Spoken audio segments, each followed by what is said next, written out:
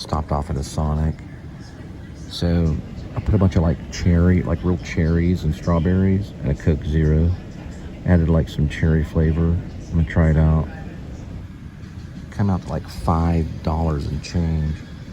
All right, so just imagine if like Sam Raimi showed up on set to Blood Simple and like was talking to Frances McDormand, and then Joe Cohen like plotted to kill him, you know. That's kind of what Grace is. It's kind of like The Player a little bit, like Robert Altman's The Player. I've always been a fan of The Player. It's weird. I get these little smears on it. So I got like cherry, strawberry. There we go. Strawberry syrup. Pretty good log line, huh? Yeah, I know I'm messing with Robert Altman. Police corruption does not necessarily mean that the police officer has to break the law. That's not what police corruption really means. It means that the police officer himself is corrupt from the moment he's born. We all are. Everyone is corrupt. Anyone that says they're not is a dangerous person.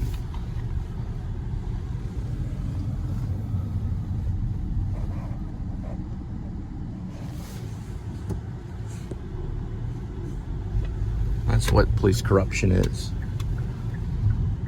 It's everywhere. But you know, we see it everywhere, so it's not really anything to get kind of like worried about, though, because for one thing, they have the death penalty that always will protect. And I like the idea of putting Grace, which is not really AKA Werevlog. That's what you thought. What you were reading was a novelty script. That script's for another script. You won't read the real script. I'm not that stupid. You're reading like a toy that I created. See, if you're trying to get anything off of it, you're only looking at a script that I wrote for something else. So the other script will be secretive. And that's the one that everyone will sign on for. Right? And really what I should do, though, just like any other filmmaker, is that if you do want to sign on with me, now, for one thing, you'll have to get a hold of me. You can get a hold of me by leaving a comment. I'll find you. And I got a lot of work to do, so I don't have like a lot of time to talk about it. And it's mostly going to be work. So mostly when you're working, you don't talk a whole lot. But it's not about the things that you're obsessed with, like power. Because see, Robert Altman wasn't writing about power when he wrote The Player. He was writing about our own perceptions of what we thought Hollywood was. He wanted us to kind of think of it as that way, you know. But a script is a powerful thing. It's powerful in any form.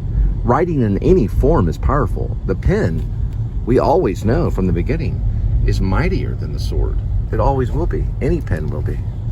It's far, far more dangerous and mightier than any sword could be. And that's what makes a writer the most powerful thing on the planet, because they're basically putting down history. And many presidents that have been writers. There's been many actors that have been writers. There's been all kinds of people that are writers, and that's what Robert Altman kind of was in a way. And same thing with a lot of pens are just falling from it. Yeah. Anyway, oh, you know what I mean.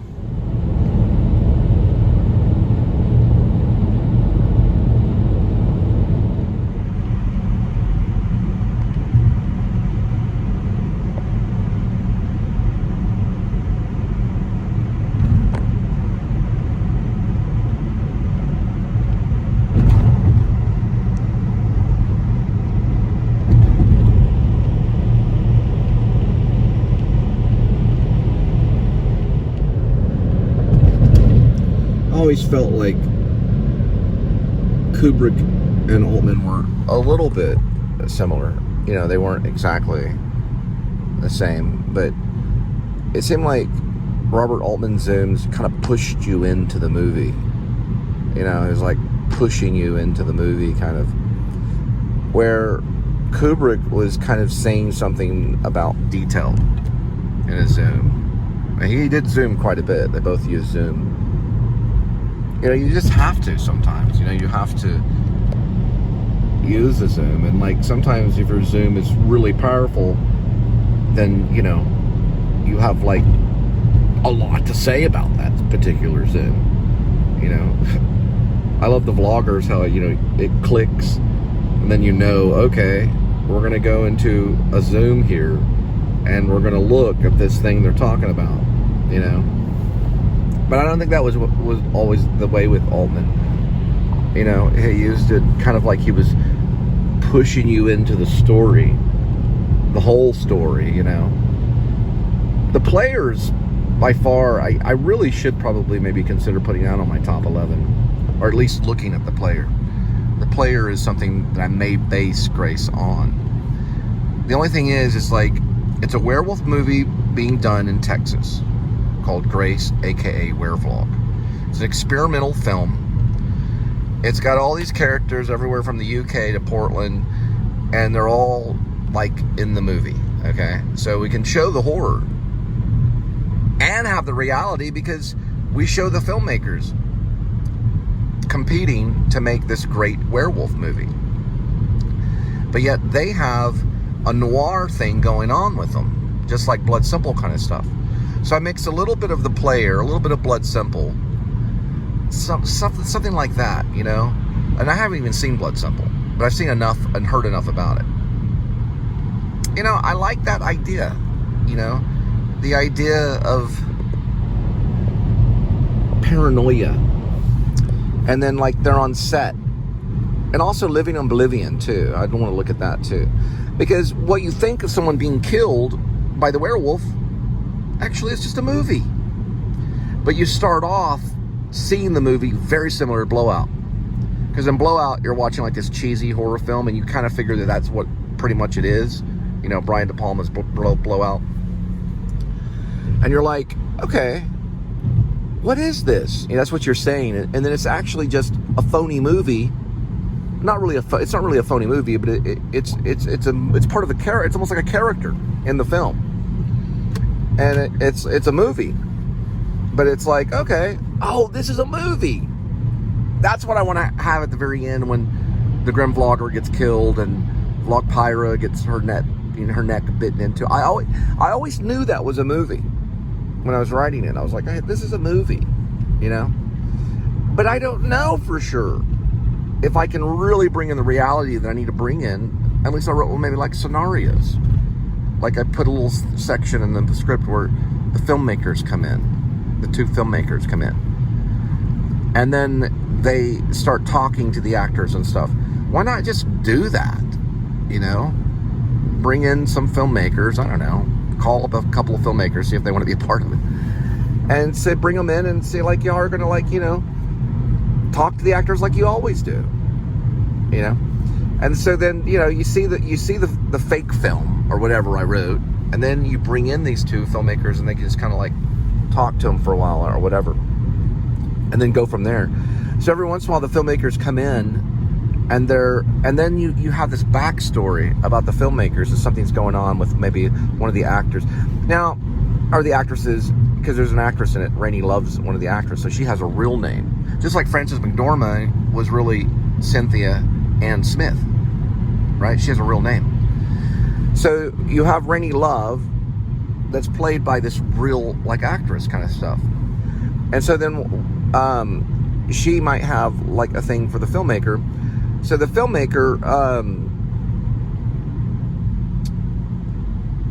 has to compete with this other filmmaker to, like, not only make a better film, but to win the heart of the actress, you know. So that's probably part of it. And then, like, maybe one of them would dress up like the werewolf or something, you know, because they can't get a stand-in or something. And then one of them would maybe try to kill the other one or something. Like, there could be always that. Like, I'd have to go back and watch The Player to find out where there can be that noir aspect of the other filmmaker, you know. And then their scenes around that, you know. So really you're watching like two movies. The one scene that I do like, though, I like the scene where they're on horseback, and they're both kind of riding. And I think there is a moment where there's like a storm or something. I don't know if I added that, but there was a moment with Linda and I where there was a storm, and they get kind of separated or whatever, and he knows what trail she would have taken. I like that whole thing and putting that as a part of the movie, you know, and like filming that. I want it to be very movie, you know, very movie-like, you know. And then we get into the other aspect of the vlog and stuff like that.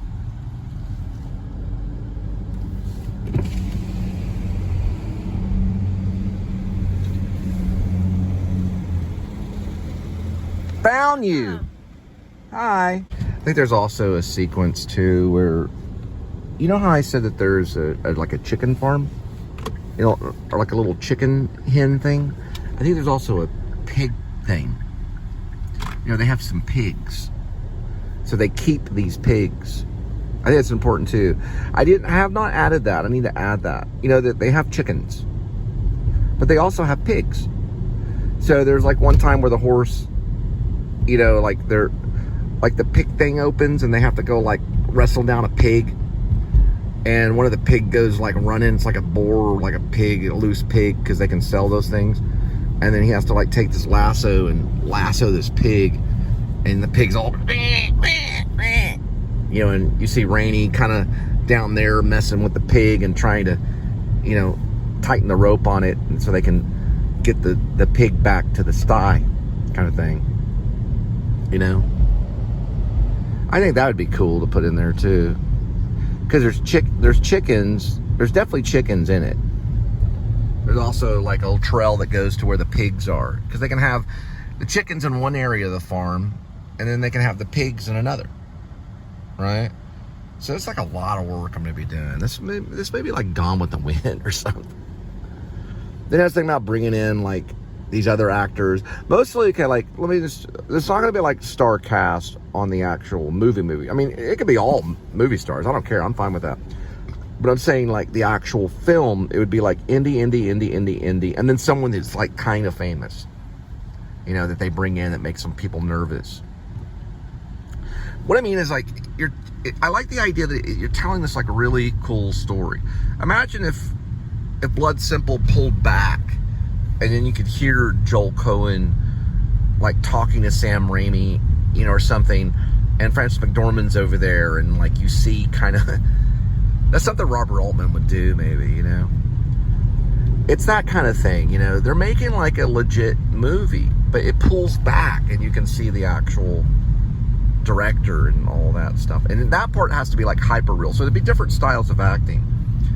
I would want the werewolf movie to be like good acting, you know. So it would be like, you know, like, okay, Let me just give you an example. Once Upon a Time in Hollywood, Quentin Tarantino's masterpiece that he recently did. Okay. You know how you have the actors, like, it's kind of hard to explain, but, okay. You know how you have, like, Leo talking to Brad Pitt or whatever, Frank, whatever, I don't remember the names they use.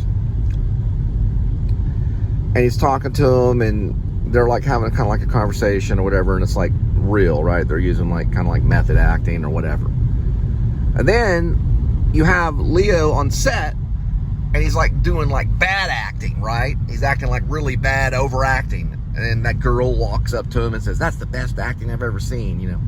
And you know, it's like overacting and bad and just overdone. Okay, I don't want any of that in the film. I want it to all be like real acting. Right? So you can't even tell anybody's acting. But when it pulls back, it's like hyper real. You know? It's like, what is this? It's that kind of movie. Because we need to take it to another notch. Notch. See, I said notch? That kind of stuff's in it. You know, where like they misspeak and stuff. You know, it's like people mess up and stuff in life. They got a booger in their nose. They may have a nose hair jotting out, like no makeup for those people, where it looks like very real. You know, the actors are wearing like sweatpants. He's eating like McDonald's or something. It's like really bad, you know? Like the guy's just mumbling or something, like, you know, what is he saying kind of thing, you know, whatever. It's like real acting, like I'm not, stuff that we haven't even really seen. Like this would be like Brando kind of stuff, you know? And then you realize, oh, okay. Oh, wait a minute. What are they doing? Like they like the camera turns, and you know what I mean? Like what you're watching in the beginning is like very real dialogue, and we'll tweak the dialogue and make it real, you know? We'll tweak the dialogue and make it sound real and everything. So we'll look at my script and go, okay, we'll tweak, because I want it to be real. I don't want you to tell the difference really between the two. Between the movie that they're making and the actual movie that you're watching. Very much what Robert Altman did. He had to use improv. He had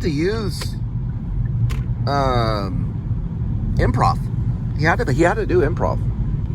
You know where John Cusack? Remember, like, you know, remember? Do you remember in The Player where they're talking? You know that they're improving. You can tell, right? A little bit.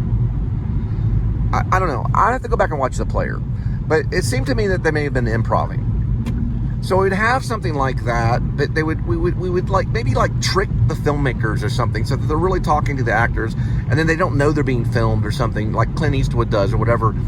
And then, you know, you've got like this really intense scene, you know what I mean? Or it's like a vlog or something, or you're seeing it through someone's camera or something. You know, like sometimes you see someone vlogging on set and they're not supposed to, or when someone's doing a vlog and they're basically, what they're doing is like they're vlogging, right? But you can't really tell. I mean, let me put it this way. Like, you know those YouTubers that vlog movie sets and they get in trouble? You know they're not supposed to be doing that, right? And the security's like, don't do that. Don't vlog our movie. Blah, blah, blah. We don't want to, you know, spoilers. We don't want you to get the movie. Could you imagine a vlogger going up on set during, like, I don't know, David Fincher film or freaking Christopher Nolan or whatever, and just like sticking the camera and it's like, I'm a YouTuber, leave me alone. You know, they'd freaking drag him off the set. Security would be called, guns would be drawn. You know what I mean? That kind of stuff. Well, so it's like really kind of real, you know? So you can't really tell the difference between the two. Get it?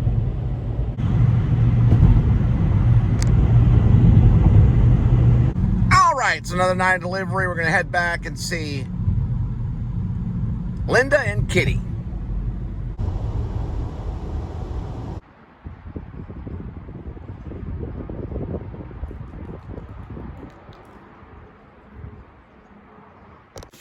Hi, baby, we miss you. Okay. Yeah, we'll worry about it a little bit. You don't want to say anything on the vlog. Don't say anything on the vlog because we don't know who's watching. And I got this right here. It's Sonic with cherry and some strawberry.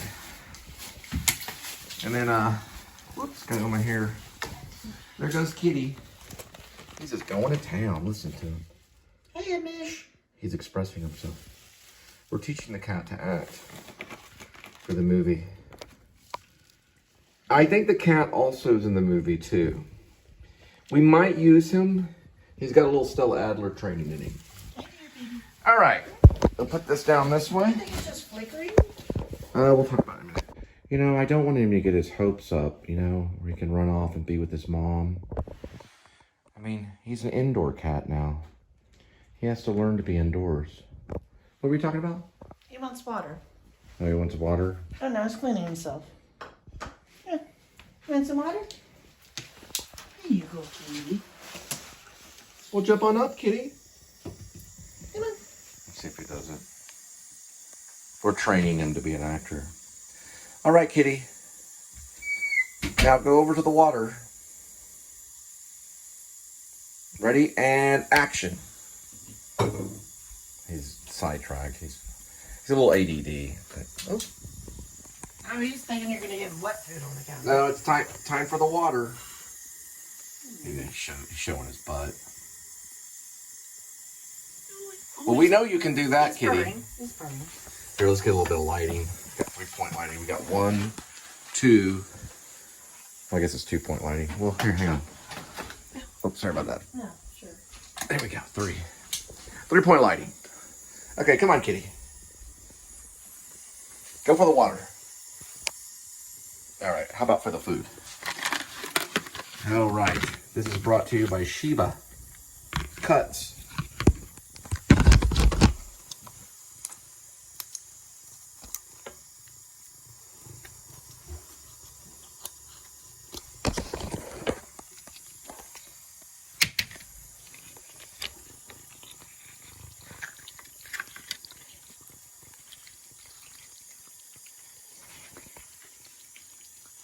Good job, kitty. Good job. Sheba Cuts. Get it with salmon. The entree. No, it's got the weird head. Yes, Tyrannosaurus. Oh, you know how to spell it? The Tyrannosaurus? Tyrannous. Well, that's the photo they show online. I saw that. Right. So it looked at free stuff to do. And it's $12. Yes, a botanical garden. $12 to get in. Tyrannosaurus. And you'd rather do the bank thing. That one's free. This one's $12. Well, the bank one is what, a tour of all the banks? Yes. On March 9th. A historical tour? Mm-hmm. Or just current banks? For sure. It's a tour.